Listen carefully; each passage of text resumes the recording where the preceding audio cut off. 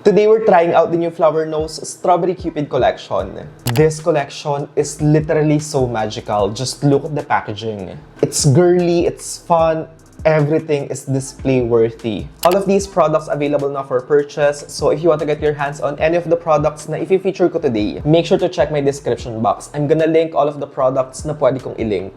These are all of my Flower Nose mirror. I love them all so much. Kino-collect ko sila. Sobrang ganda kasi and intricate yung details. Medyo madumi lang, but the mirror itself is high quality as well. And look, for this collection, nag-release sila ng 3. And I have all of them, which makes me so happy. And same with other mirrors, very intricate and sobrang ganda. Yung attention to detail is 10 out of 10. Guys, wait, kasi there's more. Look at this, meron silang mini mirror na keychain. And totoo yung mirror niya, so it's definitely useful. Look at them side by side. Super cute. I love this so much. For my blush, I'm going to be using this one. This one right here is called the Flower Nose Strawberry Cupid All Day Liquid Blush. This is how the packaging looks like. And this is the applicator. Ang ganda ng packaging niya, para siyang lighter. Each tube of this contains 7 grams product and 6 yung shades na available. And ipa-flash ko na lang sa screen yung complete arm swatches. Maganda yung packaging niya kasi when you close it, nagkiklik siya. So talagang safe yung liquid inside. Shade I'm using is 04. I'm just gonna do 2 dots just to be safe kasi mabilis naman mag-add. And I'm just gonna blend this. Oh, this is a nice shade. Very natural flush yung color na binibigay niya sa cheeks.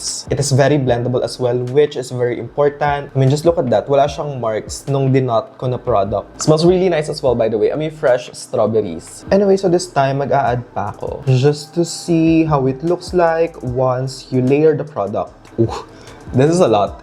But the good thing is blendable siya and hindi pa naman ako nagsaset ng face, so I can just, stamp it with my foundation brush to soften everything. I also love the finish kasi super natural, di ba? Liquid yung formula niya, but once you blend it sa cheeks, parang nagme-melt siya. And then it turns into a velvety soft matte finish. Tapos hindi siya malagkit. Look at the with and without. This blush is so good. I can already see myself reaching for this a lot. Color selection is amazing. It is very easy to blend. Buildable pigmentation, so definitely beginner-friendly. You might want to check this one out kung naghahanap kayo ng bagong liquid blush to try. To set my face, I'm going to be using this one. This one right here is the Flower Nose Strawberry Cupid Pressed Powder. And this is how the packaging looks like. Super cute. Para siyang cake.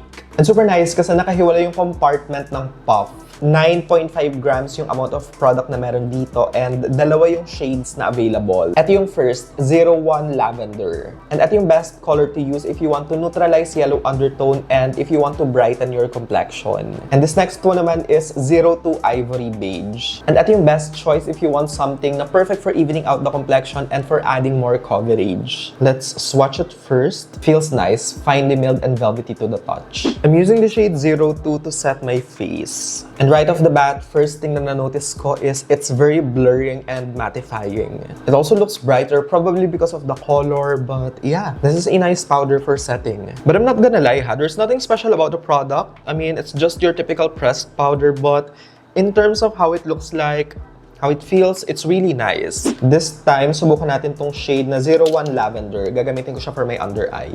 Just to see how it looks like for brightening. By the way, nagbabalat nga pala yung face ko, guys. So sorry if may texture. Well, texture is normal, but you get my point. Nagbabalat siya ngayon. You can definitely see the brightening effect, but it's not your typical na intense brightening powder. Very subtle lang siya. Anyway, this is how my face looks like after using this powder. To be honest, for me, this one is just an okay product. Actually, nice siya. It's very lightweight, very comfortable on the skin. Not a terrible product at all. It's good. It's just that same lang naman siya with other powders that I own. So parang, ayun nga, there's nothing special about it. But great for everyday. This one, I'm super excited. Ito yung gagamitin natin for the eyes. Ito yung Flower Nose Strawberry Cupid palette. 14 grams yung amount of product na meron dito sa palette. And 2 yung options na available. This is how the packaging looks like. We have 01 Honey Canelli and 02 Cupid's Mischief. Also forgot to mention, meron nga palang kasamang highlighter and blush inside. Dito sa 02, I'm definitely not using the blushes kasi super glittery and sparkly and I have textured skin, so automatically, kapag ganito yung finish, hindi ko ginagamit. For this one naman, sa 01 palette, very muted yung kulay. Yung isa actually more of like an under eye highlight. Tapos yung blush naman dito, super desaturated, so I feel like hindi siya mag-show up sa skin ko. For this demo, ang gagamitin ko is itong 01 palette. Using this shade as my transition. Ayan, lalagay ko lang siya all over my lid and i-blend. Super nice color, very soft. This is not my first time using flower nose eyeshadow, so I know the formula na. And same with the ones I used before. It's super easy to blend and buildable pigmentation, so hindi siya intimidating even for beginners. Ito yung next color na gagamitin ko. Just to slightly intensify the color and warm up my crease. And of course, making sure to blend everything para seamless and para talagang diffused lahat ng colors that we have. Ito namang darkest brown yung gamitin natin. And I'm just adding it sa outer corner to add some depth. Just doing the same thing on the other eye and I'm blending it in circular motion. Under eye, I'm just applying the same colors that we used just to make sure that everything is balanced and connected siya sa ating lid or sa crease. I don't know, for some reason, I feel like if you don't put eyeshadows kasi sa lower lash line, parang it's disconnected. So even just a little, make sure to add. I think I'm gonna use this one for my lid. And hopefully it does something. It does something. Sa pan, parang sobrang sheer lang niya. But once you apply it sa lid, may pink shift. Akala ko parang champagne color lang siya. Also adding a little bit sa inner corner for my highlight na rin. Don't get deceived. Mukha lang siyang boring and parang walang kulay. Because once you apply it sa lid, as you can see, it's nice. Duo chrome siya but very soft. So it's not intimidating or parang, you know, parang in your face na kulay. So I also have this color sa center which I think would be nice sa center ng lid. So let's use it. And for this, I'm gonna use my finger. Yup, this is going to be nice, I think. There we have it. There we have it. It's a pressed glitter, guys, na champagne yung color. And as you can see, it is so pretty.